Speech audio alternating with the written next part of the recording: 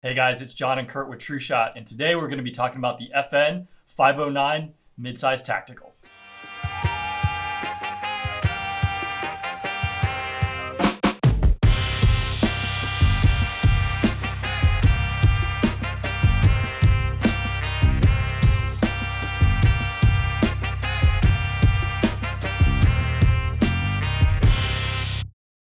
The 509 series of pistols was designed in 2015 for submission into the XM17 modular handgun system competition for the military. Since its release to the general public in 2017, FN has expanded the 509 line to 16 models, and it's actually the official sidearm of the LAPD. The FN 509 Tactical is red dot and suppressor ready and comes standard with both a 15 and 24 round magazine. It's also available in black and this FDE model that you see in front of us. All right guys, so the 509 Midsize Tactical comes in this awesome case. Inside we obviously have the pistol, we have the 15 and 24 round mags.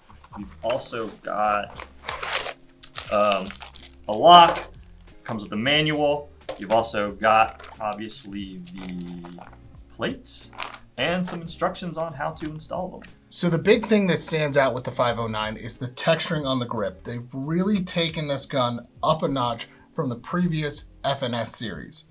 The 509 will have grip texture in between, right where you need it, between the top of the frame and right where your grip goes. So it's a great spot to rest your thumb. It also comes with a 4.5-inch threaded barrel and 3-dot suppressor sights.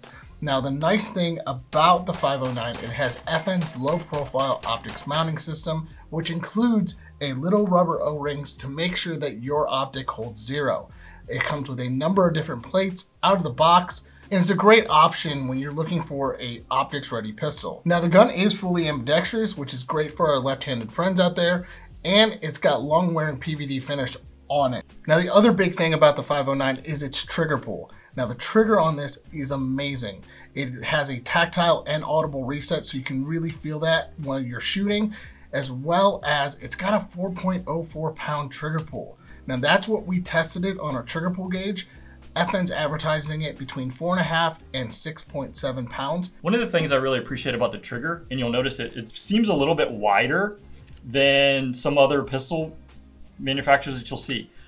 At first, I didn't really quite know what to do with that, but I think probably that really had a lot to do with that XM17 trial, in that it just makes it easier to shoot and you won't have a situation. Most people are going to be more apt to pull that, press that trigger straight back as opposed to kind of pulling the low left. Yeah, and the other thing is, when we first got the gun, you notice the trigger is very M&P-like, where it's got that hinge on it. Mm-hmm. It doesn't feel like an M&P trigger, it feels better. Yeah, and I would agree. I would really build off of that. Is on the M&Ps, you definitely notice that hinge. On this, I honestly didn't notice it one bit. Now, overall, the gun just looks great. It's got those front and rear cocking serrations, which are easy to grab and easy to cock. And like we mentioned, the suppressor-height sights are great, and they're also night sights, which you don't really see on a lot of production guns now. Now, the weird thing is that everybody's going to point out, and as you can see here, is that it's got wings on it. Yeah. And the wings are designed, again, we're going back to talking about what this gun was designed for. It was designed for the military and law enforcement. So those wings are for if you don't want to run an optic, and that really protects the sights if you need to do some tactical reloads, or you're grabbing it with one hand and racking it off the table or racking it off your belt. It is a very weird looking design, but it really protects that rear sight from walking. It does, and I think at first, I think people might think it might be a little bit distracting. It's not. And I've also heard some people say things like, well, why do you need that? And my answer, honestly and respectfully, is if you've ever taken any, like a CQB training class, or even honestly in competition, I've had my rear sight knocked. It happens. So having that feature, I think, is great. Now, the other thing, like I mentioned, it does have that low profile optics mount. Man, does it fit a ton of different optics. Absolutely. And there's one plate for each of them, and I really want to applaud FN for including every plate, and every little thing is individually separated in the case, as you saw in the B-roll, where you can decide, okay, well, I need, in the handbook, it says, what the optic is, what it's cut for, and what footprint you need to put in there. And that O-ring you know, people will laugh at it, but it really helps keep the gun zero. Before we get any further, let's go ahead and throw it over to specs.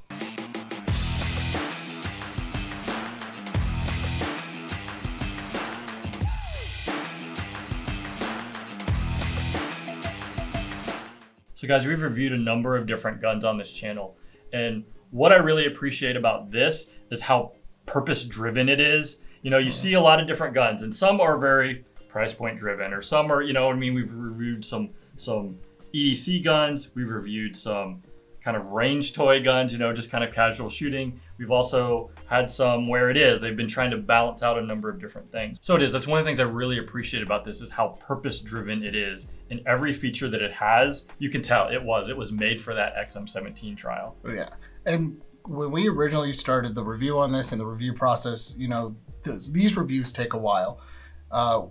First off, we started shooting it, and as you may have seen from some of our social posts, that when we shot this gun, we didn't shoot it with an optic or a suppressor, and then we thought to ourselves, that needs to happen, okay? Because we really love the gun unsuppressed. How do we like it suppressed? So we threw on an RMR, and we used a Huxworks Rad 9 can, and it didn't disappoint. Now, unsuppressed, shot great, loved it, everything. Suppressed, shot great. I don't like shooting suppressed sometimes because, especially with pistols, I get a lot of hot powder on me. I really don't like getting hit in the face with powder. That's a personal thing. Kurt, I mean, it was 100% reliable. We shot easily over 1,000 rounds in various grain weights, anything from 115 all the way up to 147, number of different manufacturers, and we had 100% reliability. The other thing that I really appreciated is a lot of times when you'll shoot suppressed with a pistol, it can get kind of finicky. Sometimes they don't run. Sometimes you got to kind of pin the trigger back a little bit, you know, to have it run correctly. What I appreciated about this was how uneventful it was. It just ran. Oh no, it just ran. And it ran really great with both mags, the 15 round mag, and Kurt, the 24 round mag. The fact that this thing comes with a 24 round mag is just awesome. I mean, come on, like for reals. Like, yeah, you know, when you have a suppressor and an optic on it and the 24 round mag, it just makes me want to have a stock on it too. I mean, I wish there was like a chassis system to put this into and kind of run it that way, because would be really cool. But the gun overall exceeded our expectations.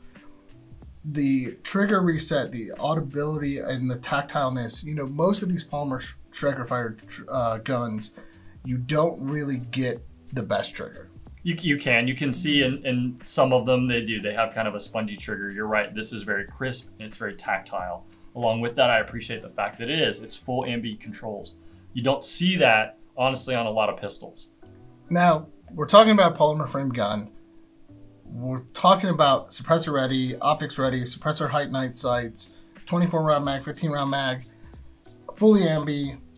It comes with a price tag. That it does. So MSRP is $1069. Street price, you're looking at around $899.